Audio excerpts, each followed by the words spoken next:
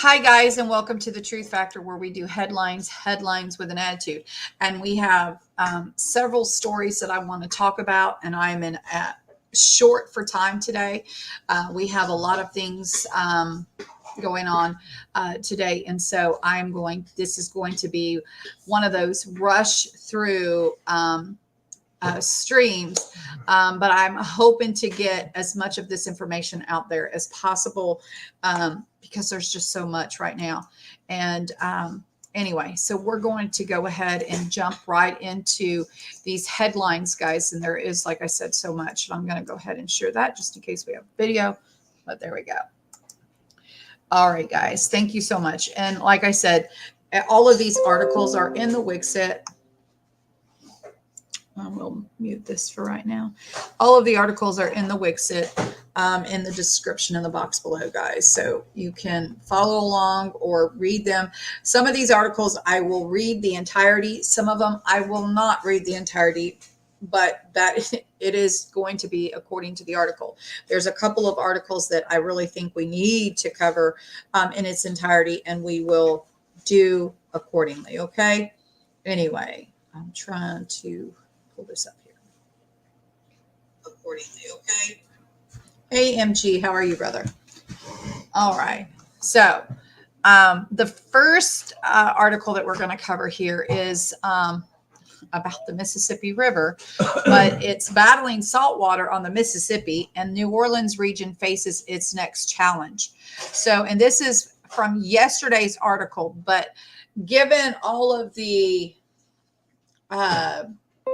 coverage on Israel, we kind of overlooked this, and my apologies. So today's the 10th, so I'm getting this out as quickly as I can, guys. But for months now, Louisiana oyster farmer Mitch Jersich Jr. watched the Mississippi as an invisible surge of Gulf of Mexico saltwater crept up the tail end of the river, twisting along levees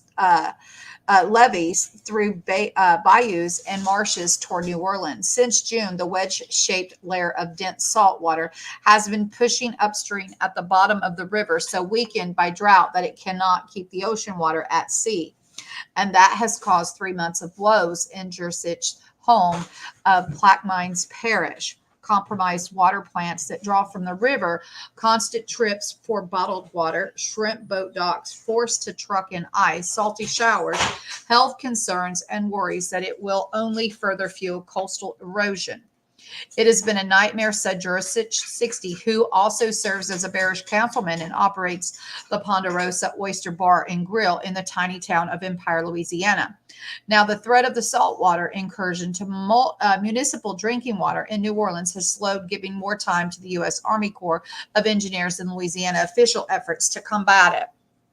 Those efforts include installing reverse osmosis filters and running new pipes that can bring fresh water into New Orleans. And Plaquemines filters and Army Corps barges with millions of gallons of fresh water are reaching water treatment intake sites. Officials now predict that the wedge could reach a New Orleans area drinking water intake by late November instead of late October, as had been feared. If it arrives at all, even then, they said, salt levels there may not reach thresholds that prompt health warnings. But amid uncertainties about longer-term weather, it's not clear when the low-water river will see enough of a surge of fresh water to push the saltwater back to sea, which officials have said could take several months. Several more days of rain are now forecast in October, but because the forecast could change again, officials are pushing ahead with a stopgap measure to ensure freshwater supply. After the small historic hotel located a few miles from the city's famed French Quarter, longtime New Orleans resident Liz Krill, 57, has still been stockpiling water and installing her own reverse osmosis desalinator, hoping to reassure guests and keep them from canceling stays. Despite the saltwater slowdown, she's pressing ahead with the strategy given uncertainties. We need to put ourselves in position where we can roll with whatever comes up the river or through the water pipes, she told USA Today on Saturday. Saltwater intrusion occurs because the river bottom between the Natchez, Mississippi, and the Gulf of Mexico is below sea level, according to the Corps of Engineers. Normally, the Mississippi River fills the river channel and keeps saltwater out, but this year, with extremely low water levels and river flow, denser saltwater has been able to slip upriver beneath the less dense freshwater flowing downstream. Experts blame drought in parts of the U.S. for causing critical low water conditions on the Mississippi River in back-to-back years. Last year, about 40 days of critically low water in parts of Mississippi. Ground bars stalled traffic and blocked river ports at the height of the harvest season, causing an estimated $20 billion in losses, according to AccuWeather. Drought in the United States expanded and intensified this summer, fueled by both of the lack of precipitation, and extreme heat, according to the National Integrated Drought Information System. That includes areas of the Midwest, the drought into the Ohio and Missouri rivers, and helped determine the Mississippi water flows. Saltwater has moved up the Mississippi before. The Corps of Engineers built an underwater seal to try to keep seawater from pushing upstream 4 times before this year. In 1988, 1999, 2012, and then last year in 2022. But this time, the incursion has been expected to last longer than in the past. One reason is the repeat low water years on the river have amplified the fallout of drought conditions, said Mark Sadba, director of the National Drought Mitigation Center of the University of Nebraska-Lincoln. There's been less time for the system to recover than in years when droughts were followed by wet, rainy years. Anyway, guys, so I'm not going to read anymore. But you can see where this definitely could be a huge problem for everyone in New Orleans. We don't want the saltwater to go up any further. So I do pray that they get this under control and taken care of. But this article with its entirety is linked in the description in the box below. So we will continue on, guys. We also can see that water is a huge, big topic again. Recent rains, not enough to fix water shortages in Seattle public utilities. Again, this is going to be one of those ones that we're just going to highlight. But it says, since the utility asked customers to voluntarily cut their water use in September 21st, the utility has been a reduction from around 149 million gallons per day to 120 as of Sunday. So some of the attributed to people using less water related to the wet weather, in which people are more likely to scale back water use outside. And some of this is attributed to customer cutting back, said Alex Chen. Seattle People Utility provide water for 1.5 million people all around the Lake of Washington, including Seattle, Issaquah, Bellevue, and Woodinville. Between May through September, the water shed typically gets around 26 inches of rain. Shen said this year the Cedar River watersheds where the utility scores its water only got 10 inches, leading the utility announced to the voluntary cutback. It says here that the officials declared a drought advisory in July and later a drought emergency across 12 counties, but not in King County. In general, the climate change is expected to make droughts more severe and hot, dry summers more frequent. Scientists have also predicted warm and dry fall winter, as El Nino is expected to bring a tropical air into the Northwest this winter. So I guess we're going to have tropical air down there. It's not going to rain, or it's not going to get too cold, I guess. Hi, Deanna. How are you? Anyway, again, this article is in the link in the description and below. Like I said, you can see where water is another issue on the West Coast. And here we also have from Arab News, Jordan, the UNICEF discuss water scarcity. It says London, Jordan's Minister of Water, Irrigation, Raed Abu Sound, met United Nations Children's Fund representative to the Jordan Philly Duma on Monday to discuss water sector challenges in light of the large number of refugees in the country of Jordan. So again, I guess Jordan has a lot of immigrants now, refugees, and I guess when you increase your population, you also increase your water intake and outtake, right, guys? And so, again, people, people moving and being, dispersed accordingly. It's causing, more issues. Sounds like Mr. Renee is trying to cough up a lung. Yeah, every now and then he gets, I don't know what he's drinking. It's usually when he's drinking, he gets choked sometimes. But anyway, yeah. All right. So then we also have, guys, we'll get into some of this about Israel now. Is Hamas seeking an Israeli ground operation? He executed Israelis and beheaded babies. Iran's threat to Israel. The first big step has been taken. The ISIS tactics applied by Hamas against women and children are shocking and appalling. Israeli soldiers reported that Hamas Islamists beheaded even babies. The I-24 News correspondent reports from Kibbutz Kfar Aza across the Gaza border the atrocities committed in the small community as a soldier cleared traps and recovered the bodies of dozens of victims.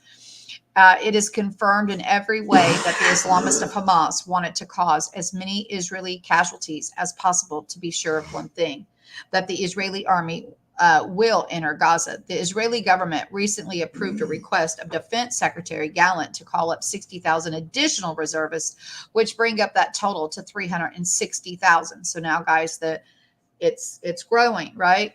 A while ago, the leader of the Islamic Revolution, Ayatollah Khamenei, at the joint graduation ceremony of female students of the Iranian Armed Forces, said, "We kiss the hands of the resourceful Palestinian youth, all those who planned and carried out this operation. Those who say that anyone other than Palestinians were involved in this operation are wrong. When they bring cruelty and crime, they must wait out the storm. This brought this disaster upon themselves. Let the leaders and the decision makers of the Zionist regime and its supporters know that the slaughter and mass murder of people of Gaza will bring greater destruction upon them." And here you can see Khamenei's tweet: "Heads of Zionist regime and their backers should know the massacre and mass murders of the people in Gaza will cause a larger calamity to come upon them." The leader of the Islamic Revolutionary Ayatollah Khamenei and joint graduation, we kiss the hand, and there's the tweet, guys. Leader of Islamic Revolution, the joint graduation. When cruelty and crime are off the charts, you have to wait for the storm. They brought this disaster upon themselves. Images that caused global outcry and horror see the light of day from the massacre. The two Gibstabon, most of the dead were pulled from Kibbutz, the southern Israel, buried with more than 100 bodies recovered. And one of the best known Jewish communities, the population reaches 1,000 inhabitants. Israeli security forces reported finding 100 dead who had previously been taken hostage. The white body bags with the people killed, equivalent to 10% of the community's population, are disgusting. According to the images of the cameras around the kibbutz, wielding Hamas Islamists slaughtered families. Video published by the Daily Mail show the horrific moment when Hamas men from a vehicle shoot and kill civilians. The kibbutz appears to be covered by a yellow metal gate, which was breached by Hamas. "They walked in buried like it belonged to them," said one of the survivors. "They were shooting indiscriminately, kidnapping anyone they could, bringing people's houses," he added, describing the attack in terms of a massacre. Other footage shows the Jewish settlement shows civilians with their hands tied behind their backs being led by gunmen to a specific location. Then here is a tweet from Caitlin Collins, the Israeli ambassador to the UN, Gilad Erdan, on a number of the hostages held in Gaza. "We estimate a number that is between 100 to 150. I think it's an unprecedented number. It includes Americans. We do not know the exact number." Bodies of Israeli residents lay on the ground of Kfar Aza kibbutz. Amid the burned houses, smashed furniture, and torched cars, as Israeli soldiers went from house to house to collect the deads. The Israeli Defense Forces gave foreign media representative access to the area, one of the worst hit when Hamas militias attacked Israel from the Gaza Strip. The stench from the dead was characteristic as journalists roamed the streets of the kibbutz. You see the babies, the mothers, the fathers in the bedrooms, in their security rooms, and how the terrorists kill them. It's not a war. It's not a battlefield. It's a massacre. It's a terrorist act, said Israeli Lieutenant General Ataya Berab. It's something I've never seen in my life. It is something we imagined from our grandparents in the pogrom in Europe and elsewhere. It's not something that happens in modern history, he added. I'm not going to play the footage because I don't know what's there, guys. So my apologies here. And here's the who entered the. He kills a dog and enters the home of the resident. Footage is edited. I'm not going to play it though, guys. Information is gathering as the hours pass that we are ever closer to the next phase of the war in Israel after the attack by Hamas, as Israeli armed forces make preparatory moves for a ground operation in Gaza. As an IDF spokesperson stated Tuesday morning, 35 battalions have been deployed near the Gaza Strip while infrastructure is being created for future operations. Shortly before 11 a.m., it became known that the Israeli government gave the green light for the mobilization of 360,000 reservists, a number increased by approximately 60,000 in retaliation to Monday's information. In this context, in fact, special flights are carried out by the Israeli Air Force for the repatriation of Israeli reservists from foreign countries. The IDF deployed an unprecedented number of artillery units along the Gaza perimeter. Merkava, Mark III, and the 4 tanks are deployed at 20 locations. We might can play this.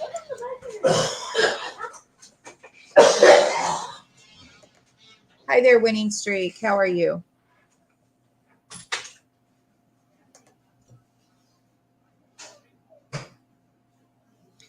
Yeah. Amen, Ryan. Thank God. Hallelujah. I'm so glad to hear that.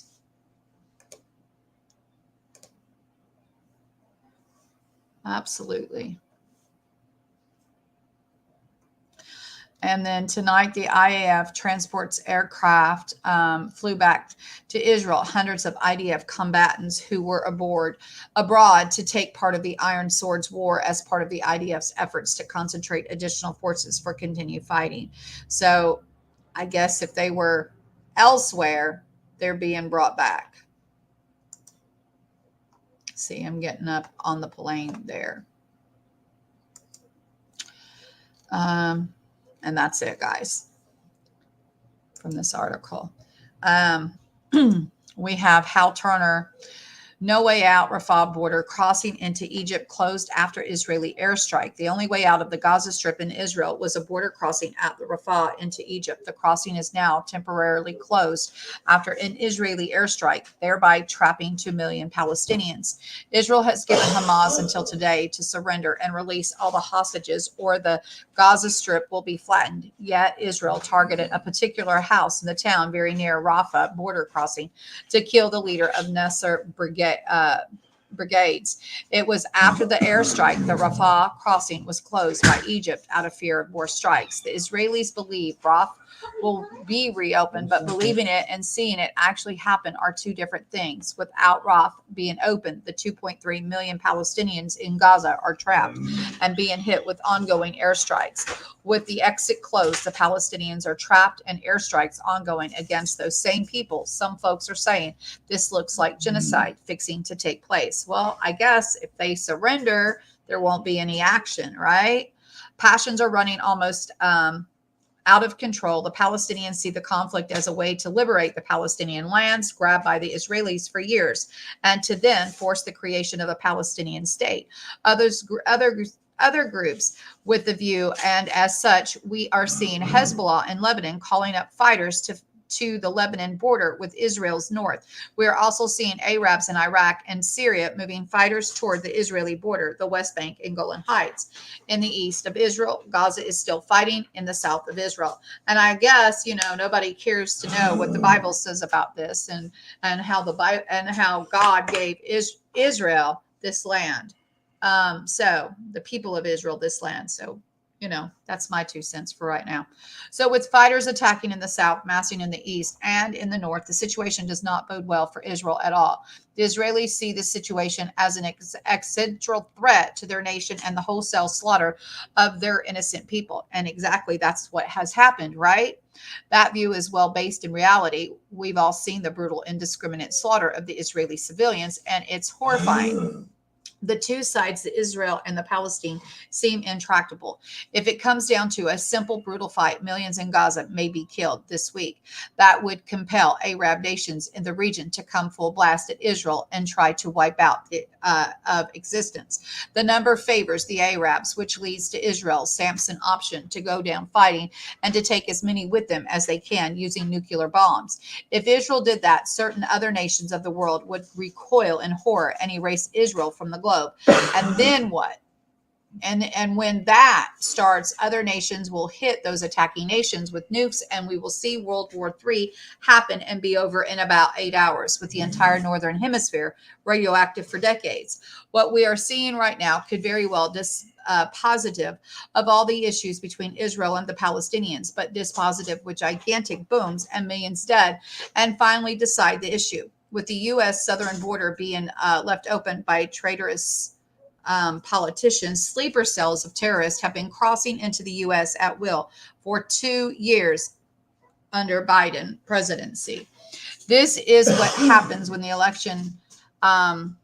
We won't even go into that, guys. Vast numbers of military age young men crossed illegally into our country and are now pre-positioned here in the U.S. to attack us from within. The bleeding heart Democrats and their useful idiot Republicans who want cheap labor are personally to blame for this taking place. As the things escalate in the Middle East, enemies from around the world could use this go signal to attack us here inside the U.S. My fellow Americans are the most heavily armed civilian population on this planet. We may need our fellow Americans to step up and defend our own land. And as all hell breaks loose in the Middle East, Americans should clean their weapons, zero their sights, increase their ammunition supplies, and be mentally prepared to do what needs doing if, God forbid, the need arises to defend ourselves and our families and our land from those who would want to harm us. Gas up your vehicles, have spare gas cans for your electric generators, and have emergency food, water, medicines, and other supplies just in case. Don't wait, do it now. Once the trouble starts, there will be a panic buying here, the same way there was panic buying in Israel, which wiped clean the store shelves. This situation halfway around the world may not seem to be our problem, but there are many around the world ready to make it our problem, and they can. Worse, our politicians, ever eager to mind other people's business, are already sending our troops, planes, ships, men, and military supplies into Israel. So we are already being set up by our own politicians to be in the fight, which will make you and me targets in our own land. We're already seeing minor protests, skirmishes between pro-Palestinian and pro-Israeli people here in the U.S. and over Europe. These expressions of support are most peaceful for now, but there have been isolated incidents of actual fighting, and it is clear that the potential exists here and in Europe for the sides to start actual fighting. If civil unrest erupts as folks take sides here in the U.S. and in Europe, there will only add to the danger for all of us. Be ready with guns, ammunition, food, water, medicine, fuel, and be vigilant. No rational person wants to see any kind of this taking place. I certainly don't want to see all this trouble taking place, but it is taking place, and we all have to be ready for how bad this could actually get if it happens. It will happen very fast. And again, this is from Hal Turner, and this is his recommendation. And I would say stay prayed up and prepped up. That's always the best advice, right, guys? Absolutely. So then we have also Hal Turner here. King Abdul II of Jordan orders humanitarian aid to Gaza, and the IDF says no. King Abdul II of Jordan, in coordination with the Egyptian government, has reportedly ordered the delivery of humanitarian aid to the Gaza Strip through the Rafah border crossing. However, the Israeli Defense Force is continuing to state that any supply trucks that attempt to enter the Gaza Strip through Egypt will be destroyed. The government of Israel needs to remind the IDF, that they do not make policy. The civilian government makes policy. The government of Israel also needs to remind the IDF that they do not get to starve people to death, which now that Israel has formally declared war would become a war crime, a crime against humanity. And here is Hal's lovely 2 cents. We all see and know the ferocious and horrifying situation that now exists in Israel with the ongoing war. Israel absolutely, positively has a right to defend itself and its people. On this, there is no disagreement, none at all. Israel does not, however, get to throw out the rules of war or humanity and starve 2.3 million people to death in Gaza. That's not a tactic, that's genocide, and it's not allowed, period, full stop. All right, guys, I want to say this. I think when you are at war, there is no rules of war. I mean, for anybody to think that there are rules, I don't see where Hamas followed any rules by entering into these people's home, killing babies and women and raping and pillaging and moms and dads. I just don't see that they followed any rules. So I believe when you are at war, everything kind of goes out the window. Now, I'm sure that,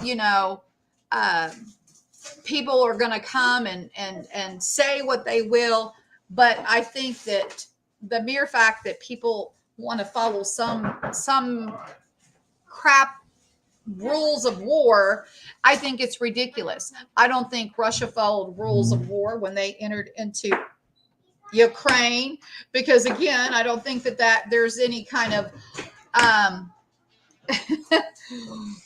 war crap. We're at war. War is war, right? Anyway, I mean, that's just my opinion, guys. Obviously it is my opinion. Anyway, sorry, we just did that one.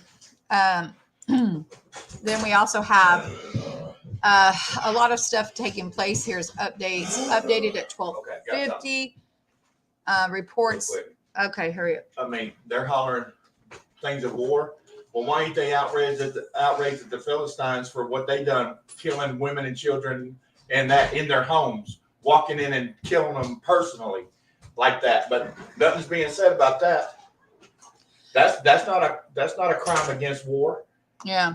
So anyway, so here we have updated at 12:50 reports Gaza ground invasion, IDF firing artillery into Lebanon. Now, reports have been coming in all morning here in the U.S. Eastern Time Zone, claiming an Israeli ground invasion of Gaza Strip is imminent and will allegedly begin tonight. In preparation for that, and knowing that Hezbollah in Lebanon has announced that they will enter the war if such an invasion begins, Israel is now allegedly firing massive volleys of artillery into South Lebanon. Okay, so guys, this is the thing. They've declared war. They're doing preemptive strikes. Who has never heard of a preemptive strike? You would make a preemptive strike, right? If you are in the middle of war, right? So I get this, but again, they're going to say crimes of war, crimes of humanity, yada, yada, yada. And guys, war, in all seriousness, war itself is a crime against humanity, and nobody is for war. In fact, we are for peace here, and we want peace for Israel. We want peace for the entire nation, for the entire world, for that matter. But as long as you continue to have people that think that they know better than the other person and all this and that, we're going to have conflict, right? Anyway, I'll get off my high horse here in a minute. This is a developing story. Okay, hold on. In preparation. Okay, Israel is now allegedly firing. Yeah, we read that. This is a developing story. This story will have live updates as event unfolds today. This is a story to cover the live events. Check back updates. Updated 11/16. U.S. warships heading to Israel will join the fight in case war erupts in the middle fronts, IDF spokesperson says. The Israeli Defense Forces stated today that the United States has advised them that the U.S. naval vessels missiles and aircraft from Carrier Strike Group 12, which will soon be in the eastern Mediterranean, are prepared to assist with combat operations alongside Israel if a multi-front war is against Hezbollah or other regional actors occurs. The Israeli Air Force has been airlifting hundreds of soldiers from vacations and residence overseas back to Israel to join the war. Reports indicate that an airstrike believed to have been carried out by Israel has struck an Iranian weapons convoy as it is crossing into Iraq into Syria near the Al-Qam Bakhmut border. If Israel is now striking Iranian convoys inside Iraq and Syria, then it is Israel that is escalating the conflict, which will cause other countries to enter the conflict. Israel cannot simply attack anyone it wants in other countries and somehow claim it is self-defense. Admittedly, there is a real question as to who conducted the airstrike. Rumor unconfirmed claims it was a fighter jet from the U.S. aircraft carrier Strike Group approaching the Mediterranean. The U.S. needs to be asked by media at the Pentagon, White House, whose jet conducted the strike. Was it the U.S.? Here is his comment. Now that Israel knows the U.S. will enter the war if it becomes a multi-front, Israel seems to be exploiting that U.S. commitment to intentionally cause the fight to become a multi-front war. The U.S. needs to rein in Israel, least we allow them and their temper tantrums, spoiled self-indulgence to get U.S. into a war. It is important to point out the temper tantrum, spoiled self-indulgence. Just yesterday, Netanyahu said on TV that Hezbollah joins the fight in Israel, that the IDF will destroy Damascus and target Syrian President Bashar Assad. What the hell does Hezbollah in Lebanon have to do with Bashar Assad in Syria? And why would it involve destroying the city of Damascus, Syria, which hasn't done anything? There seems to be this ideal within Israel that they can do whatever they want, whenever they want, to whomever they want. That is not reality. Oh, and if that actually somehow is the reality, then that reality must be brought to an end. The Israeli government has approved a request by Defense Minister Gallant on a call of up to 60 additional thousand troops. We already heard that. White House Kirby, there is no intention to put U.S. boots on the ground after the attack. Dozens of Israeli Air Force jets bombing Gaza every 4 hours. The IDF says thousands of targets hit so far. The IDF has stated that they now consider the Gaza Strip a war zone. Gaza's medical supplies will run out in a few days. The head of the Enclave Ministry's health ministry said, "Today we consume in one day what we'll usually consume in a month." Hashtag Hamas said the attack on Israel, hashtag Israel, has been planned for more than a year. Update at 11:50. The total siege of Gaza is prohibited under international law, the UN says. Update at 12:05 p.m. The IDF, we call on residents of Gaza to immediately flee to Egypt. Hal Turner remark, of course, how does the IDF expect them to leave to the when the Rafah border is closed? Further, there is 2.3 million in Gaza. How does the IDF expect them to go through the Rafah crossing immediately? Lastly, the fact that the IDF called on all residents to flee seems to indicate the ground war into Gaza is coming and no one will be safe from it. So how does this work? How do you tell 2.3 million people to flee immediately when the way out is closed, yet you still plan on invasion within perhaps hours? This looks like genocide in the making. Vladimir Putin, we need to implement the decision of the UN Security Council on the creation of an independent sovereign Palestinian state. He keeps pushing that independent sovereign Palestinian.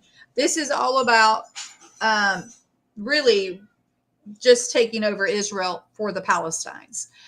Flash, Israeli forces are now bombing the towns of Zapin, Al-Kawela, and Hal Hanai, east of the city of Tyre, Lebanon, reports of multiple casualties. Until forces sound sirens at the center in southern Lebanon, telling staff and the UN troops to take shelter. Panic buying resumes in Israel. In the Israeli territory, supermarkets are being introduced restrictions on the purchase of the food. Many supermarkets in Israel are experiencing severe shortages of thousands of items this morning. Update at 12:50. The Houthi movement in Yemen has announced that if the United States decides to intervene in Israel, the Houthis will be forced to launch missiles against Israeli territory. The U.S. State Department, we call on all American citizens to avoid traveling to the Lebanese-Israeli border area. I think that goes without saying. we'll come back to that article and see if there's any updates here shortly. Let's see. Then we have from the Times of Israel, at least 40 babies killed, foreign reporters taken to massacre site in Kfar Aza. Guys, I'm not going to read this because this just kind of confirms everything that we covered in the other article. But I do want to point out that they talk about that we'll cover some of it. With explosions and artillery fire in the background, the crews wearing helmets, jackets picked up through the destroyed kibbutz Kfar Aza, where the bodies of the Palestinian terrorists still lay outside the fire-scared homes. The journalists were protected by at least a company of the IDF soldiers, clad in full combat gear as they continued to clear homes. Still, pastoral simplicity of the kibbutz with its lawns and one-story homes was evident, further underscoring how jarring were the atrocities that took place only days before. It's not a war, General Atari Verv, the head of the IDF's Depth Command, told reporters. It's not a battlefield. You see the babies, the mothers, the fathers in their bedrooms and in their protection rooms, and how the terrorists kill them. It's not war. It's a massacre.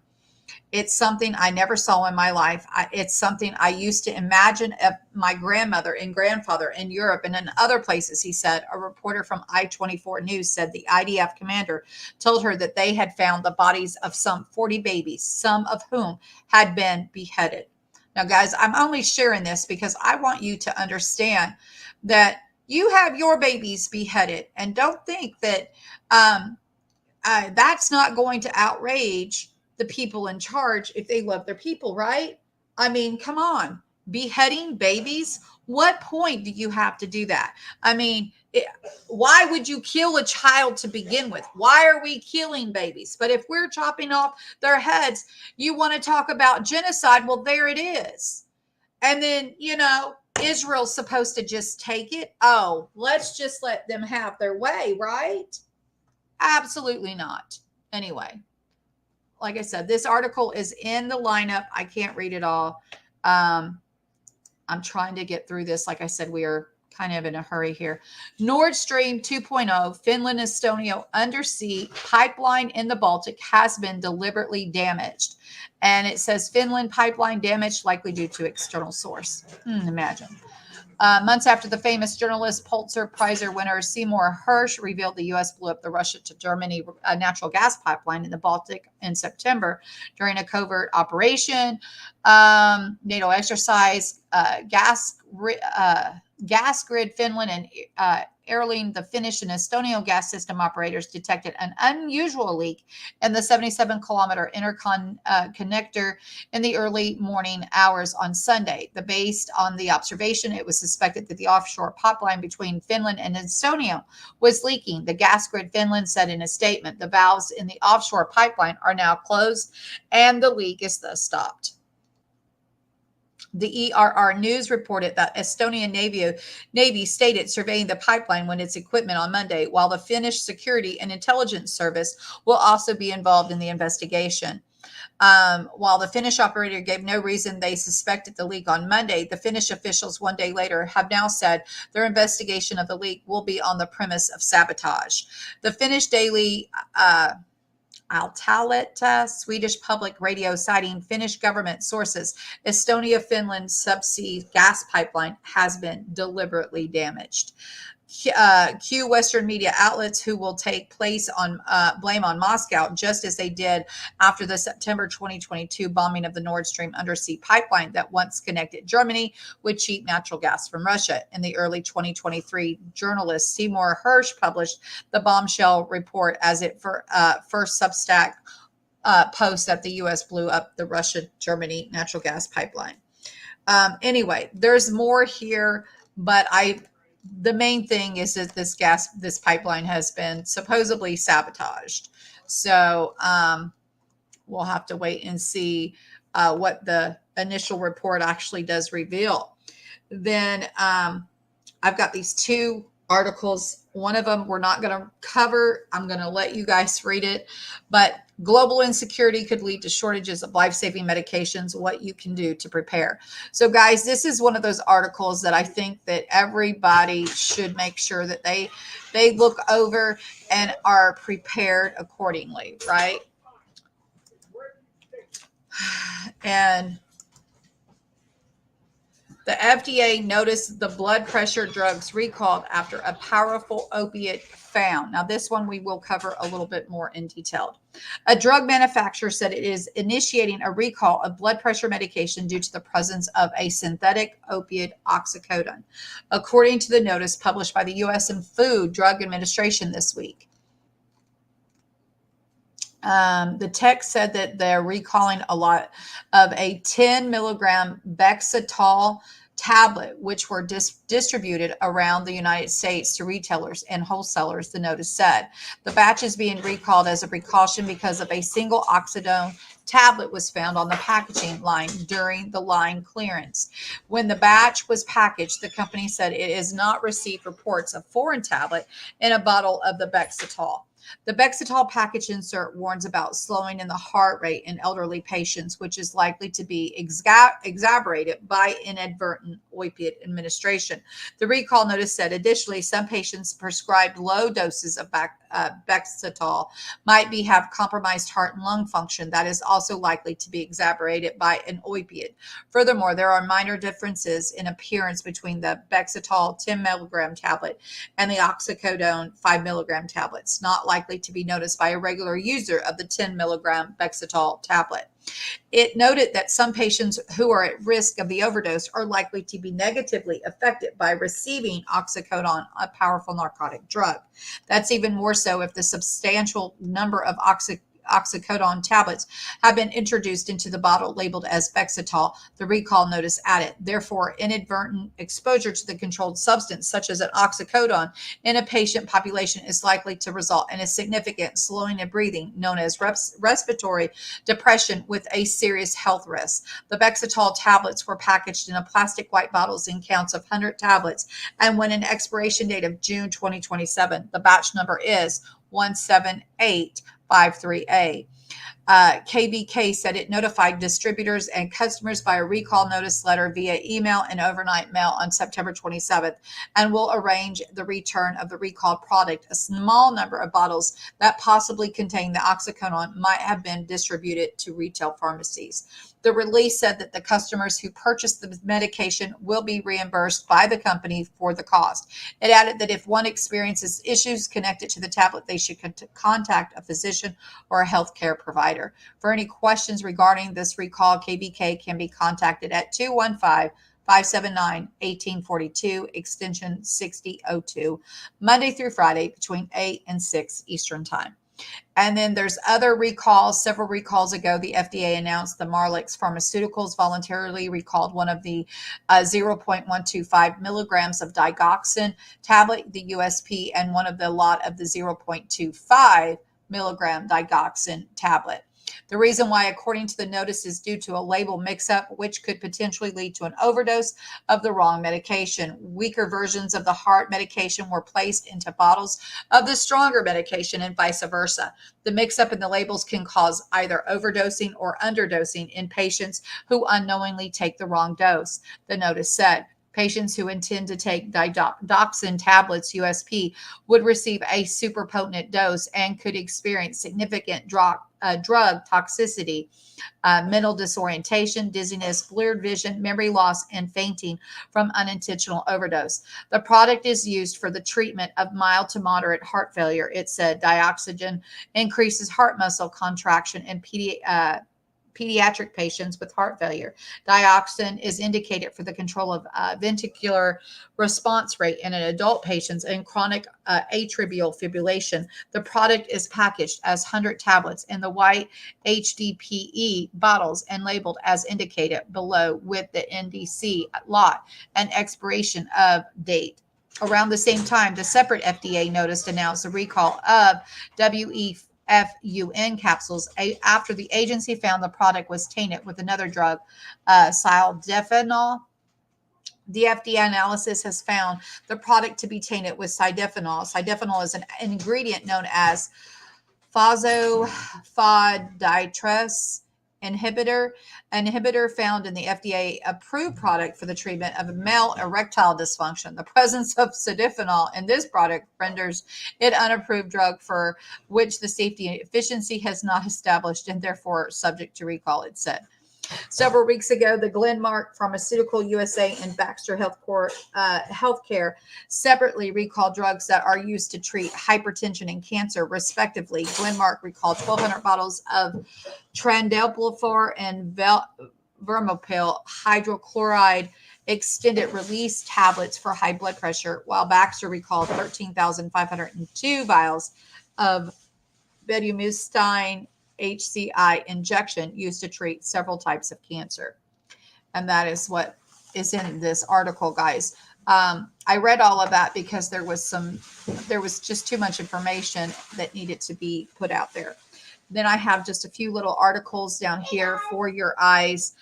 General Motors strike, Canada contract talks fell at last hour, and then end times Putin ally is ready to join the war against Israel. Again, I think we've covered just about all I can, guys. I have time for. We are in a rush today, guys, and I am so sorry. Yeah.